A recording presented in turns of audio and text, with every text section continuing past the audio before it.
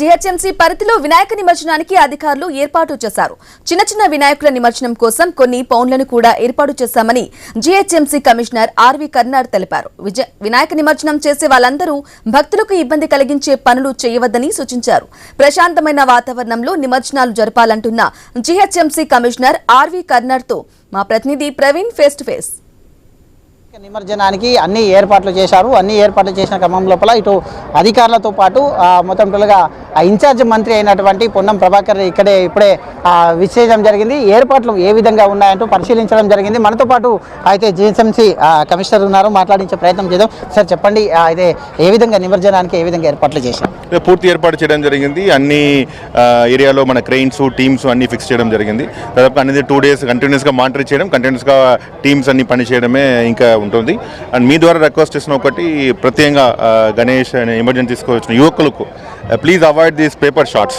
So దీనివల్ల ఎక్కువ waste generate చేయడం, అది క్లీన్ చేయడం కూడా చాలా ఈజీ పని కాదు, చాలా కష్టమైన పని. అది కూడా రిక్వెస్ట్ చేస్తున్నాం. ఇప్పటి వరకు ఎన్ని వినాయకులు నిమజ్జనం అయ్యే జీహెచ్ఎంసీ ప్రాంతంలో, ఇంకా ఎన్ని వినాయకులు నిమజ్జనం కావాలి? దాదాపు 1,80,000 ఎంటైర్ జీహెచ్ఎంసీ ప్రాంతంలో అయింది. అండ్ రేపు ఎల్లుండి ఇక్కడ ఎక్కువ అవకాశం ఉంటుంది.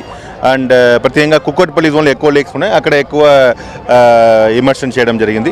అండ్ ఎల్బీ నగర్లో కూడా ఎక్కువ ఇమర్షన్ చేయడం అవకాశం ఉంటుంది. ఇక్కడే క్రౌడ్ పెరగకుండా ఇంకా ఏదైనా పౌండ్స్ కానీ ఇట్లా ఏదైనా చేస్తారు, బేబీ పౌండ్స్ కానీ ఏర్పాటు చేశారు. అన్ని ఏరియాలో 72 baby ponds and immersion ponds ఏర్పాటు చేస్తాం.